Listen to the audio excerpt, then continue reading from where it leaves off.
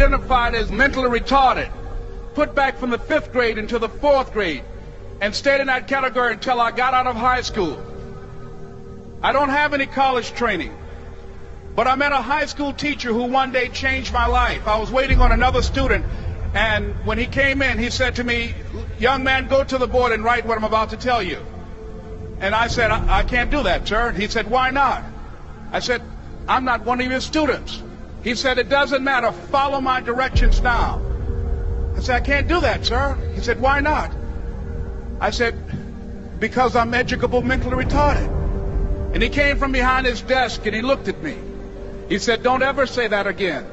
Someone's opinion of you does not have to become your reality."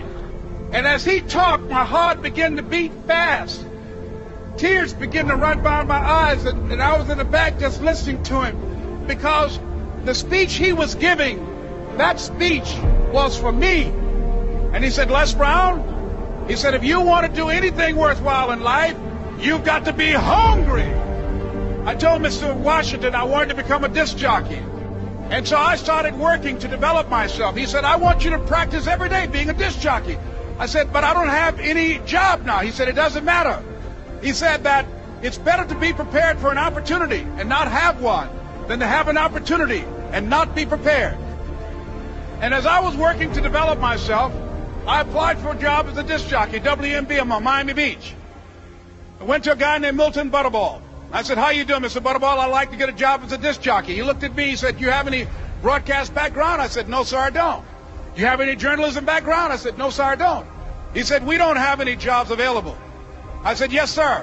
I went back to Mr. Washington and I told him. He said, "Don't take it personally." He said, "Most people are so negative, they will have to say no 7 times before they say yes." He said, "Go back again."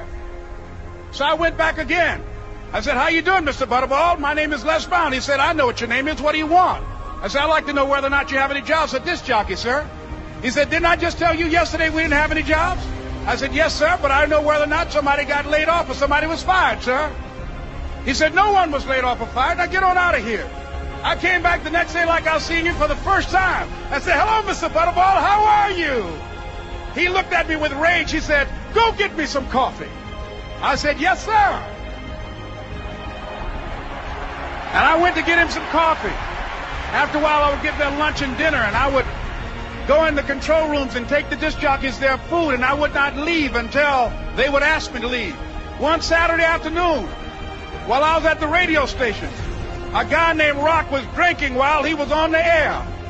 I was the only one there, looking at him through the control room windows, walking back and forth, young, ready, and hungry. Pretty soon the phone rang, and it was the general manager. And I answered the phone. I said, "Hello?" He said, "Les, this is Mr. Klein." I said, "I know." He said, "Rock can't finish his program." I said, "I know." He said, "Would you call one of the other DJs in?" I said, "Yes, sir." I hung the phone up. I said, "Now he must think I'm crazy." I called my mom and my girlfriend, Cassandra. I said, "Y'all turn up the radio and come out on the front porch. I'm about to come on the air." I waited for about 20 minutes, and I called him back. I said, "Mr. Klein, I can't find nobody." He said, "Young boy, do you know how to work the controls?" I said, "Yes, sir." He said, "Go in there and don't say nothing here." I said, "Yes, sir." I couldn't wait to get behind those controls. I put on an old Stevie Wonder record called Fingertips.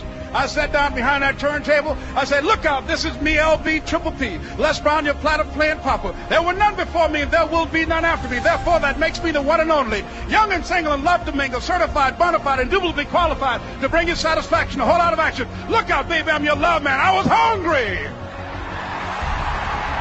I was hungry.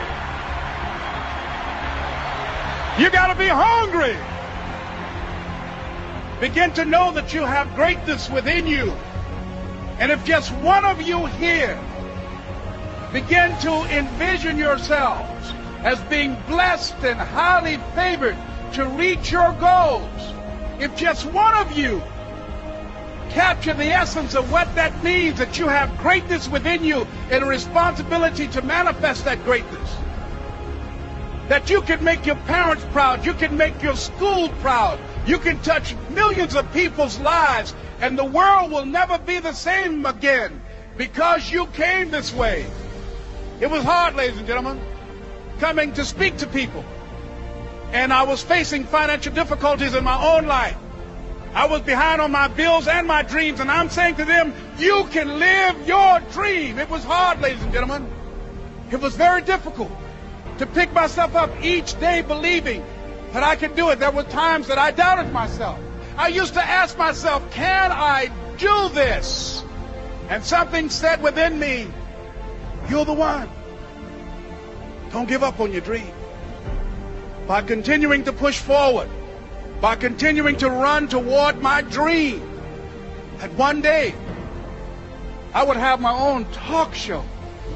It's a long shot, ladies and gentlemen, from Liberty City, an abandoned building on a floor, never knowing my mother or father. It's a long shot. Being here with you today in this dome in Atlanta, it's a long shot.